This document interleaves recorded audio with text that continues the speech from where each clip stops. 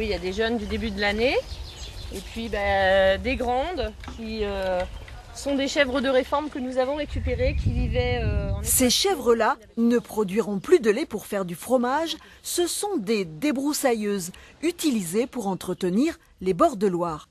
Elles ont énormément dégagé l'espace qui se trouvait ici, avec des peupliers trop envahissants au niveau des jeunes pousses, avec des ronces, un massif complet de ronces qui devrait avoir beaucoup de mal à reprendre au printemps prochain, ce qui est parfait. Elles attaquent les orties et puis elles avancent progressivement sur les quais pour débroussailler.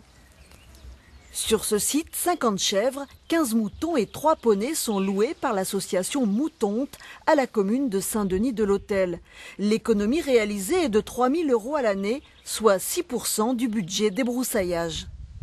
C'est quand même moins de travail pour nos agents communaux. Il n'y a plus le bruit de leurs machines, le temps, on les emploie à faire autre chose. Les habitants ont beaucoup aimé. Et ils aiment encore, ça amène quand même un lien social, les enfants viennent se promener, les centres aérés. Tous les jours, il y a du monde qui traverse ce parc.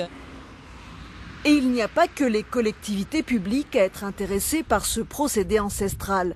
Le premier client de la Moutonte est l'entreprise de transport Calberson, installée dans la zone industrielle de Saran. Ici, une quinzaine de moutons entretiennent depuis 4 ans 2 hectares de terrain pour 2 000 € à l'année. Nos collaborateurs sont hyper contents de ça, c'est-à-dire au-delà du plaisir des yeux, on a moins de nuisances sonores, on a moins de nuisances écologiques.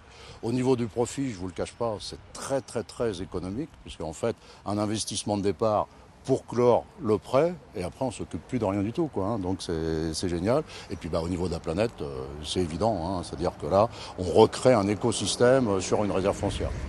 Mais le meilleur soutien des moutons, ce sont les salariés eux-mêmes, qui ne manquent pas de les compter régulièrement et qui ont catégoriquement refusé que leurs protégés puissent terminer en méchoui.